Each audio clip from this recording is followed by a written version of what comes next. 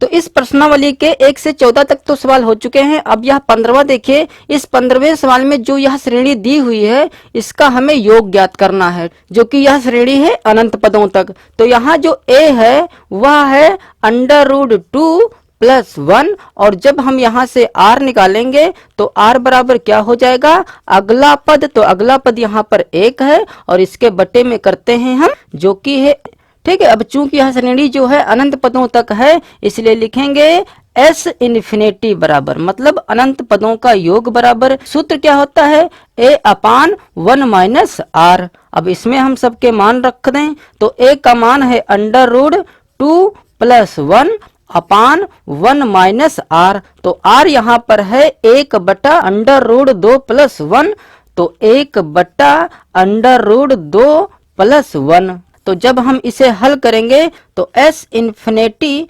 बराबर √2 + 1 और बटे में देखिए पहले तो हम इसे हल कर लें, ठीक है, क्योंकि हमें 1 में से 1/√2 + 1 घटाना है। तो √2 + 1 एलसीएम हो जाएगा, ठीक है, क्योंकि हम इसके नीचे 1 मान सकते हैं। तो 1 और √2 + 1 का जो एलसीएम होगा वह होगा √2 + 1। तो यह तो हुआ एलसीएम। तो इस 1 को भी हमें √2 + 1 बनाने के लिए हमें 1 में इतने से गुणा कराना पड़ेगा। तो इसकी गुणा हम 1 में कराएंगे, तो यह हो जाएगा √2 + 1, और इसके बटे में यह चीज ऑलरेडी है इसलिए -1।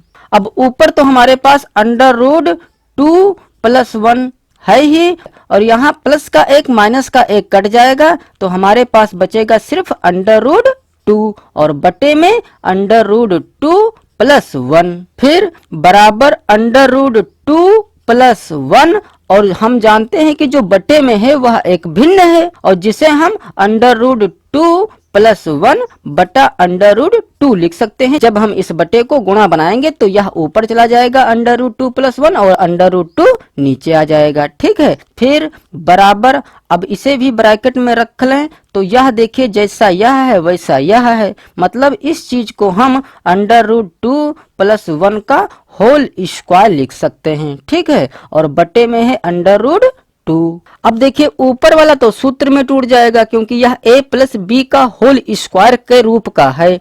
तो जब हम इसे सूत्र में तोड़ेंगे तो सूत्र क्या होता है, a² + का b² + का 2ab। तो a² मतलब हमें √2 का स्क्वायर करना है। तो √2 का जब हम स्क्वायर करेंगे तो इस स्क्वायर से रूट कट जाएगा, तो सिर्फ बचेगा 2, तो 2, फिर प्लस b², तो b यहाँ पर है 1, तो 1 का स्क्वायर करेंगे तो 1 ही आएगा, और फिर प्लस 2ab, तो 2 × a है √2 और b है 1, तो 2 × 1 = 2, तो यह हो जाएगा 2√2। और 1 का जब वर्ग किया गया था तो आया था 1, तो यहाँ पर 1 भी लिख दें और यह हो जाएगा 2√2। और बटे में अंडर है 2, तो बटे में √2 लिख दें। अब यह देखिए अंडर में है तो यह तो जुड़ नहीं पाएगा, लेकिन 2 और 1 यह जुड़ जाएगा, तो यह हो जाएगा 3 और प्लस 2√2 और बटे में √2। तो आंसर हमारा यह भी है। और यदि बुक का आंसर लाना चाहते हैं तो हमें हर का परिमेयकरण करना पड़ेगा, ठीक है, मतलब इस √2 को हमें हटाना होगा। तो इसे हटाने के लिए हमें अंश और हर में गुणा कराना होगा। मतलब इसे हम इस प्रकार से लिख सकते हैं, ऊपर का अंश ज्यों का त्यों रखा रहने दें और बटे √2 जो है इसकी हम गुणा करा दें अंश और हर में। तो चूंकि हमें इसकी गुणा करानी है तो यह ऊपर का हो जाएगा √2, इसको स्टार्टिंग पर रख सकते हैं और इसको इधर कर दें 3 + 2√2 और अपान में √2 की जब गुणा कराएंगे तो यह हो जाएगा √4 और √4 का मान 2 होता है, तो यहाँ पर हम 2 लिखेंगे। तो इसे हम इस प्रकार से लिख सकते हैं, s इन्फिनिटी बराबर √2 अपान 2 कर दें और इसको इधर रख दें ब्रैकेट में 3 + 2√2। अतः यही हो जाएगा हमारा आंसर। अब इस 16वें सवाल में कह रहा है कि एक अनंत गुणोत्तर श्रेणी के पहले 4 पदों का योग 15/32 है और अनंत पदों का योग 1/2 है। श्रेणी ज्ञात करो।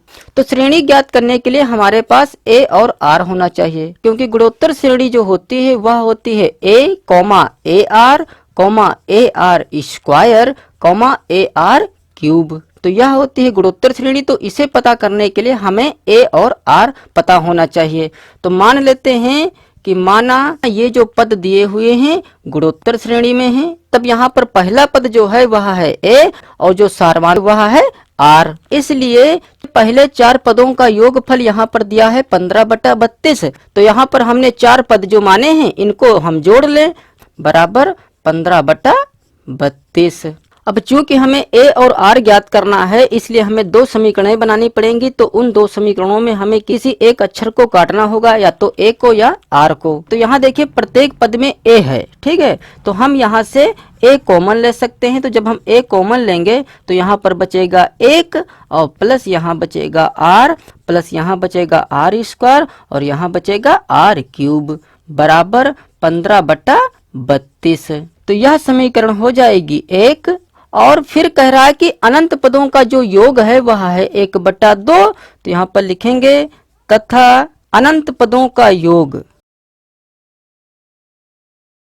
तो अनंत पदों का योग दिया है 1/2 और हम जानते हैं कि गुणोत्तर श्रेणी के अनंत पदों का जो योग होता है वह होता है a/1 - r जो कि बराबर है 1/2 के। तो यह समीकरण हो जाएगी 2। अब इन दोनों समीकरणों में हम ऐसा कुछ करें ताकि यहाँ से कोई एक अक्षर कट सके। तो देखिए r तो कट नहीं पाएगा क्योंकि यहाँ पर r काफी है, लेकिन a इसमें भी 1 है इसमें भी 1 है, इसलिए हम इन दोनों समीकरणों को एक दूसरे से भाग करा दें ताकि यह a कट सके। तो लिखेंगे समीकरण 1 को समीकरण 2 से भाग करने पर।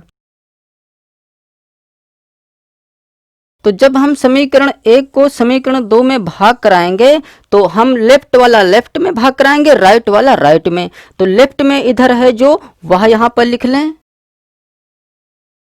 और इसके बटे हो जाएगा a/1 - r। अब हम जानते हैं कि यह बनेगा a/1 - r।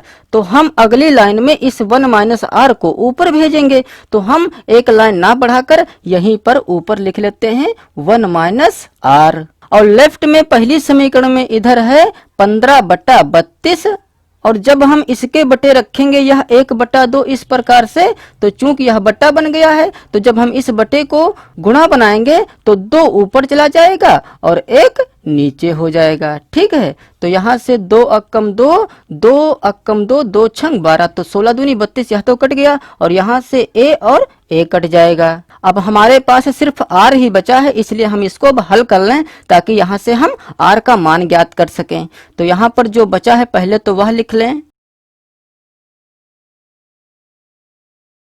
अब जो यह ब्रैकेट में है इसमें देखिए हम क्या क्या कॉमन ले सकते हैं। तो जो यह 1 + r है इसको 1 + r ही पड़ा रहने दें, ठीक है। इसको एक ब्रैकेट में रख लें और प्लस यहाँ पर देखिए r² इसमें भी है, r² इसमें भी है, तो हम r² कॉमन ले सकते हैं। तो यहाँ पर बचेगा 1 और प्लस क्योंकि हमने r² कॉमन लिया है इसलिए यहाँ पर एक r रह जाएगा।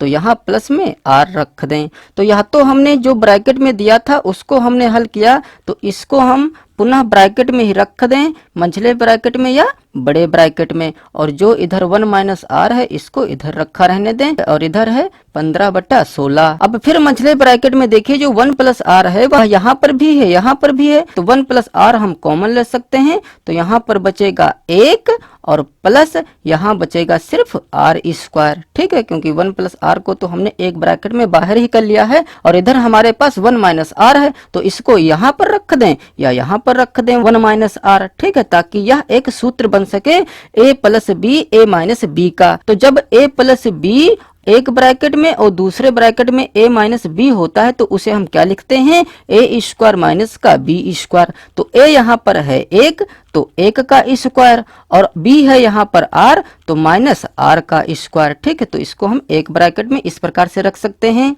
और इधर हमारे पास बचा है 1 + r² और इधर बराबर में है 15/16। अब देखिए पुनः यह a plus b a minus b बन गया, क्योंकि एक स्क्वायर को हम सिर्फ एक ही लिख सकते हैं। तो यहाँ पर है 1 माइनस आर स्क्वायर, यहाँ पर है 1 प्लस आर स्क्वायर। तो यह भी a plus b a minus b के रूप का है। तो इसे हम क्या लिख सकते हैं, a स्क्वायर माइनस का b स्क्वायर। तो a यहाँ पर है 1, मतलब 1 का स्क्वायर करेंगे और 1 का स्क्वायर करेंगे तो 1 ही आएगा, इसलिए स्क्वायर 1 पर लगाएं ही ना।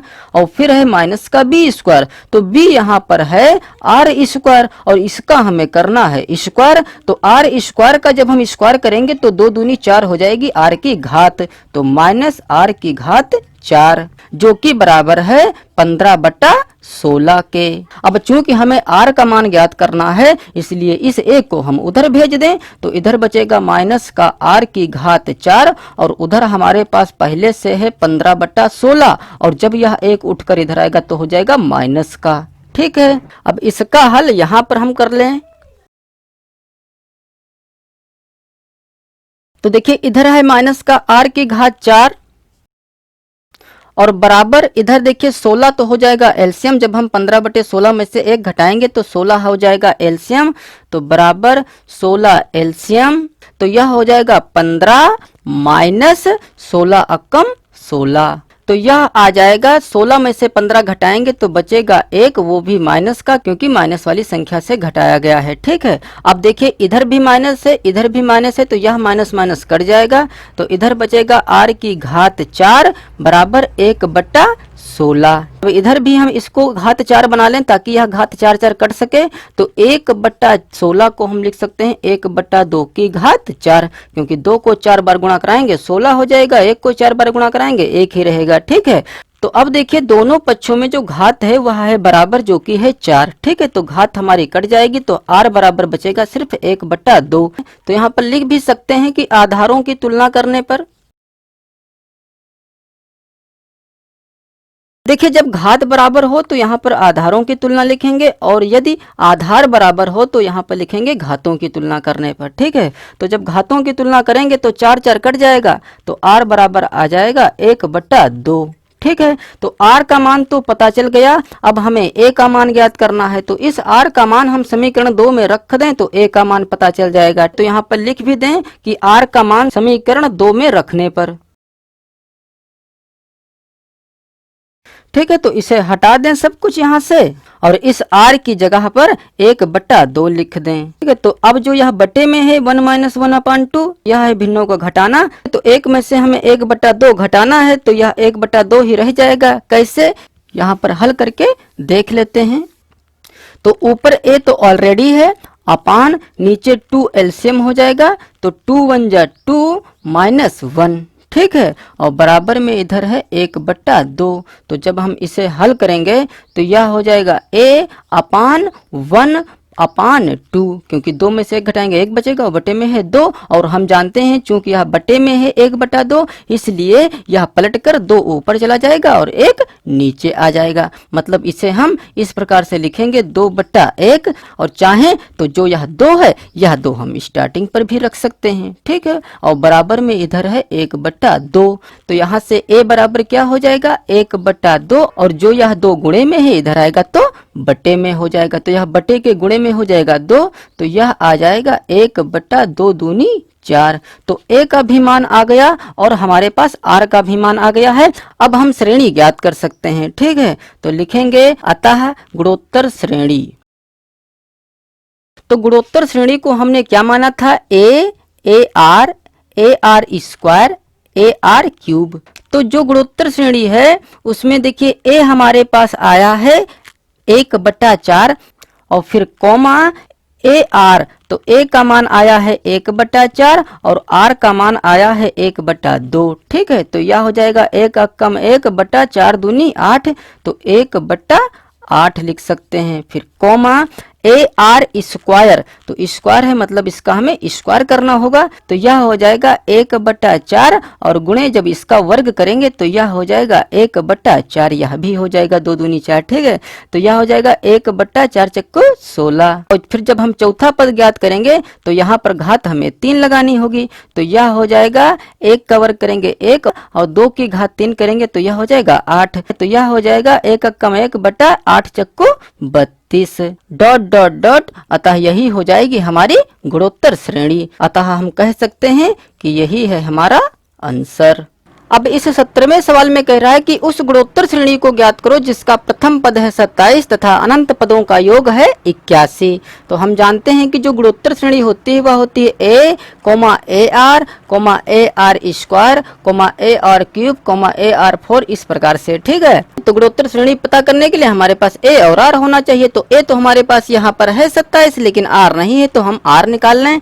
तो जो यहाँ पर दिया है पहले वह लिख लें। तो a बराबर 27 दिया है और अनंत पदों का योग 81 दिया है। तो यहाँ पर लिखेंगे अनंत पदों का योग बराबर 81।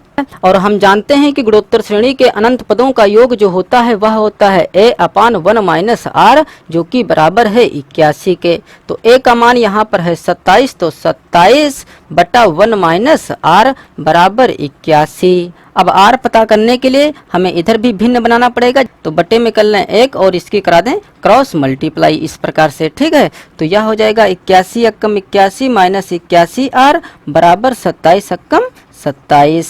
तो चूंकि हमें r का मान ज्ञात करना है इसलिए माइनस का 81 आर इधर रखें और 27 इधर पहले से है और 81 जो प्लस का इधर आएगा तो माइनस का 81 हो जाएगा। तो यह हो जाएगा माइनस का 81 आर बराबर इधर हो जाएगा 81 में से 27 घटा लें और माइनस का चिन्ह रख दें। तो 81 में से जब 27 घटाएंगे तो यह रह जाएगा 54, वो भी माइनस का। ठीक है, अब दोनों तरफ माइनस माइनस से कट जाएगा तो यहाँ से r बराबर क्या हो जाएगा 54 बटा 81। तो 9 नवा 81, 9 छाक 54, 3 दूनी 6, 3 तिहाई 9। तो r का मान आ जाएगा 2 बटा 3। अब हम गुणोत्तर श्रेणी पता कर सकते हैं क्योंकि a भी हमारे पास है और r भी हमारे पास आ गया है।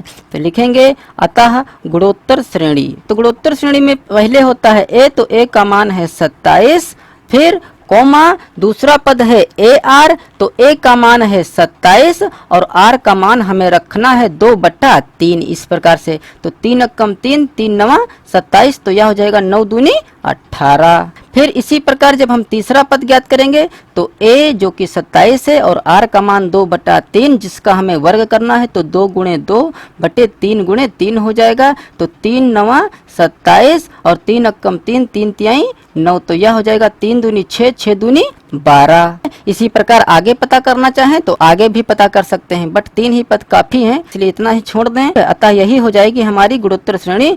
तो ये हुआ हमारा आंसर।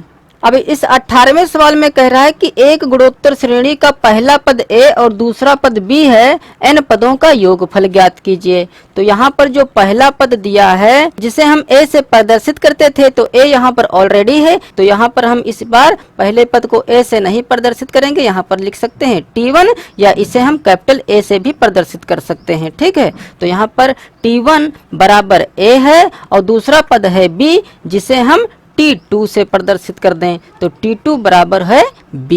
अब यहाँ से यदि हम सर्वानुपात R निकालें तो R बराबर क्या हो जाएगा, अगला पद बट्टा पिछला पद, मतलब T2 बटे T1। तो यह हो जाएगा B बटा A। अब हम n पदों का योगफल ज्ञात कर सकते हैं तो लिखेंगे इसलिए n पदों का योगफल बराबर।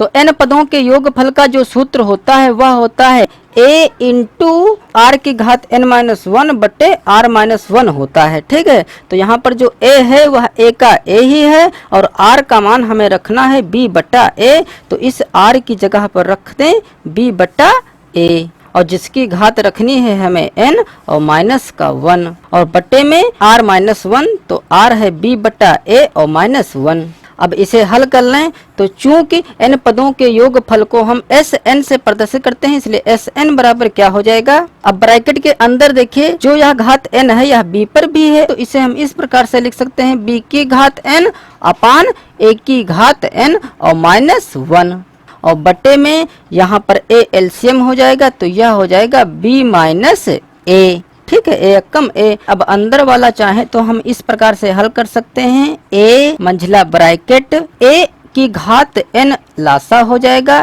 तो यह हो जाएगा b की घात n और माइनस a की घात n, और बटे में जो यह b माइनस a बटा a है तो यह पलट कर ऊपर चला जाएगा, तो नीचे बचेगा हमारे पास b माइनस a और इस a को ऊपर यहाँ गुणे में कर दें, तो a और a की जब गुणा होगी तो यह हो जाएगा a स्क्वायर। तो यहाँ पर हम लिख सकते हैं a स्क्वायर और मंझले ब्रैकेट में b की घात n माइनस a की घात n, और बटे में है a की घात n। इस प्रकार से तो इसे चाहे तो हम यहाँ से हटा सकते हैं, क्योंकि यहाँ पर a की घात n है और यहाँ पर a की घात 2 है, तो जब यह घात हम उठाकर ऊपर लाएंगे तो यह माइनस की घात बन जाएगी, तो यह हो जाएगा a की घात 2, तो यहाँ पहले से है, और n जब उठकर घात ऊपर आएगी तो माइनस की हो जाएगी, तो इसे हम यहाँ से हटा सकते हैं। यह चीज हम प्रश्नावली 1 में बहुत अच्छी तरीके से पढ़ चुके हैं। और बटे में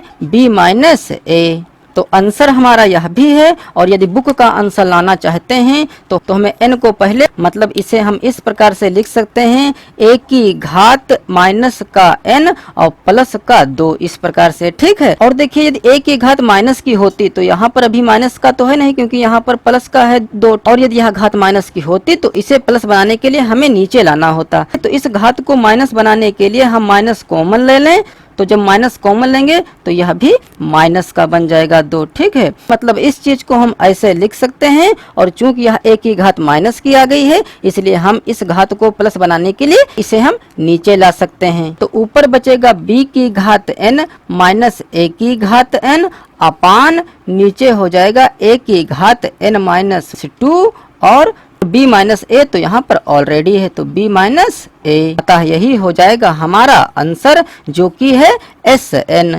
अब इस 19वें सवाल में कह रहा है कि यदि किसी गुणोत्तर श्रेणी के p, 2p तथा 3p पदों का योग क्रमशः l, m तथा n हो तो सिद्ध करो कि l, m, m plus n minus l गुणोत्तर श्रेणी में है। तो यहाँ पर हमारे पास p पदों का जो योग दिया है वह दिया है l, तो यहाँ पर लिखेंगे p पदों का योग बराबर l।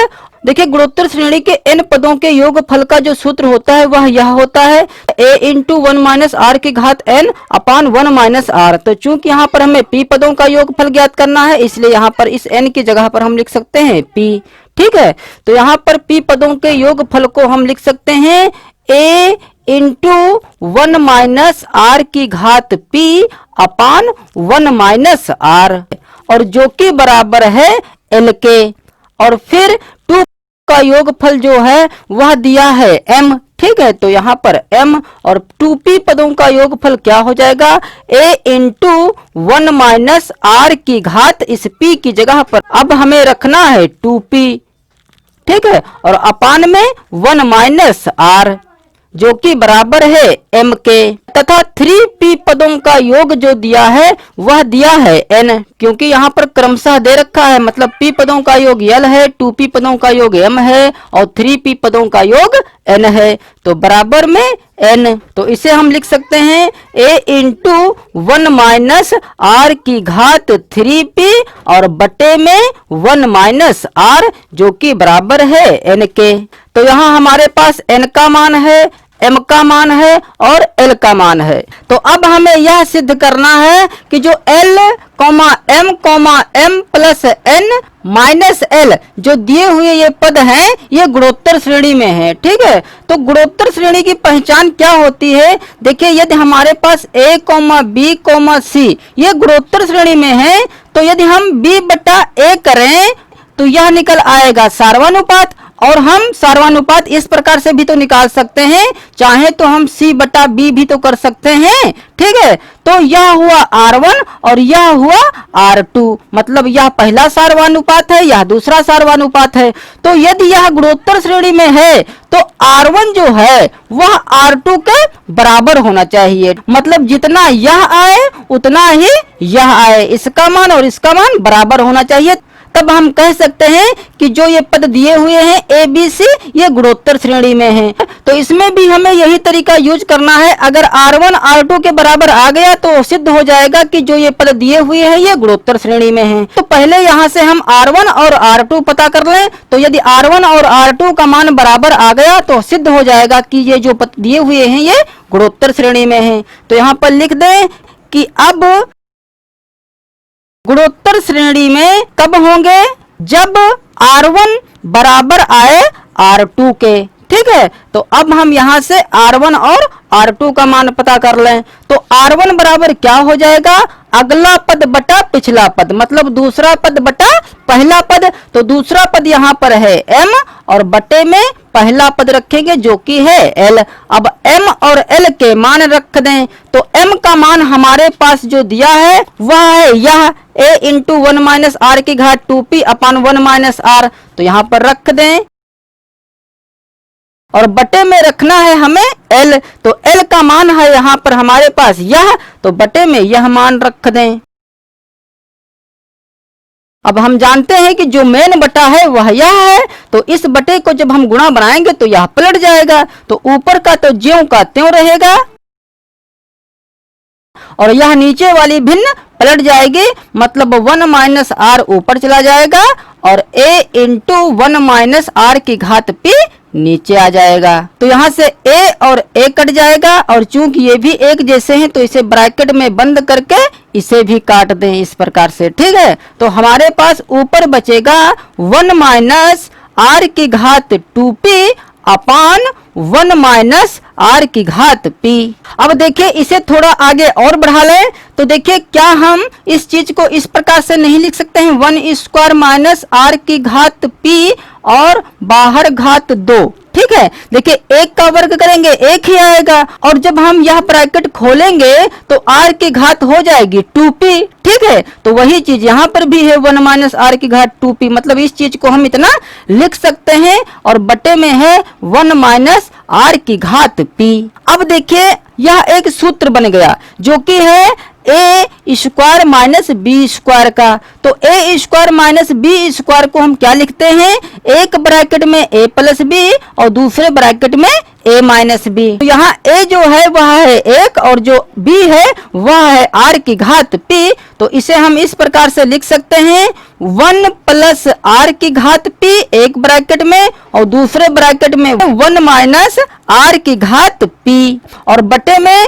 1 माइनस r की घात p तो ऑलरेडी है। तो देखिए जैसा यह है वैसा यह है, तो इससे यह कट जाएगा। तो हमारे पास बचेगा सिर्फ 1 प्लस r की घात p जो कि है R1 का मान। तो R1 का मान आया है 1 प्लस आर की घात p। ठीक है, तो इसे हटाकर हम यहीं पर R2 का मान ज्ञात करेंगे। तो इसे कहीं पर पहले नोट कर लें, R1 बराबर 1 प्लस आर की घात p। ठीक है, तो यह है R1। तो अब हमें R2 निकालना है। तो लिखेंगे तथा R2 बराबर, तो R2 बराबर क्या हो जाएगा, तीसरा पद बटा दूसरा पद। तो तीसरा पद यहाँ पर है m plus n minus l और बटे में दूसरा पद है m, तो बटे में m कर दें। ठीक है, अब यहाँ पर हम सबके मान रख दें। तो m का जो मान यह है वह यहाँ पर m की जगह पर रख दें। फिर प्लस n का जो मान है वह n का मान यह रख दें और माइनस l, तो l का मान है जो यह वह रख दें। तो यह तो हुए ऊपर के मान। अब बटे में m भी है तो बटे में m का भी मान रख दें जो कि है m का मान यह। अब अंश में देखिए ऊपर जो है वह है a अपान 1 माइनस आर इस पद में, इसमें भी a upon 1 minus r, a upon 1 minus r. ठीक है, ये तीनों पदों में है तो हम यह कॉमन ले सकते हैं इस प्रकार से a अपान 1 माइनस आर। तो जब हम यह कॉमन लेंगे तो हमारे पास क्या बचेगा, यहाँ पर बचेगा 1 माइनस आर की घात 2p और a अपान 1 माइनस आर तो बाहर ही ले लिया गया है। फिर इसी प्रकार इसमें क्या बचेगा 1 माइनस आर की घात 3p और फिर माइनस यहाँ पर बचेगा 1 माइनस आर की घात p। तो इससे पहले है माइनस, तो इस माइनस से जब हम यहाँ ब्रैकेट खोलेंगे तो अंदर के चिन्ह बदल जाएंगे, तो प्लस का एक है माइनस का एक बन जाएगा, माइनस का r की घात p है तो प्लस का r की घात p हो जाएगा। और हम जानते हैं कि यह बटा है मेन, और इस बटे को जब हम गुणा इस प्रकार से बनाएंगे तो 1 माइनस r ऊपर चला जाएगा और यह बटे में ही रहेगा। तो चूंकि यहाँ पर 1 माइनस आर बटे में है, यह ऊपर गुणे में है, तो इससे यह 1 माइनस आर कट जाएगा और a से a कट जाएगा, और यह प्लस का 1 है, यह माइनस का 1 है, तो यह 1 1 भी कट जाएगा। तो ऊपर हमारे पास बचेगा 1 माइनस आर की घात 2p माइनस आर की घात 3p प्लस आर की घात p।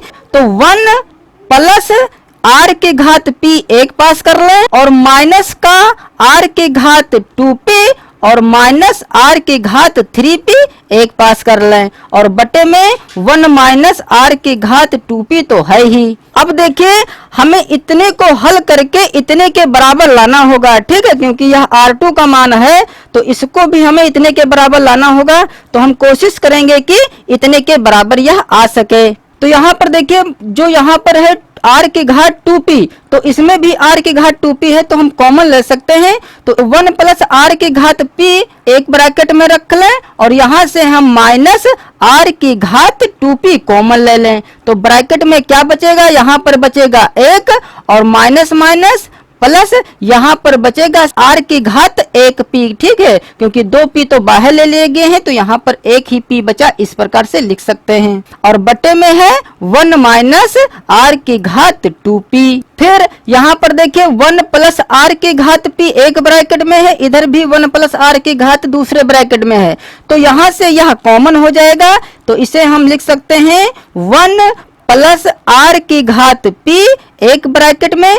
तो इतने को तो हमने कॉमन ले लिया, तो यहाँ पर बचेगा 1 और माइनस यहाँ पर ये चीज बाहर ले ली गई है तो यहाँ पर बचेगा माइनस r की घात 2p और बटे में 1 माइनस r की घात 2p। तो अब इससे यह कट जाएगा क्योंकि एक जैसा है और ऊपर नीचे है, तो हमारे पास बचेगा सिर्फ 1 प्लस r की घात p, जो कि यही r1 भी आया है और यही r2 भी आया है। तो यहाँ पर r2 बराबर ये आया है। अतः हम कह सकते हैं कि जो ये पद दिए हुए हैं ये गुणोत्तर श्रेणी में हैं। तो यहाँ पर लिख के भी नीचे दिखा देंगे कि चूंकि r1 बराबर r2 और जो कि आया है 1 प्लस r की घात p, अतः l m plus n minus l गुणोत्तर श्रेणी में है। तो यह हुआ प्रूव्ड, सिद्ध हो गया।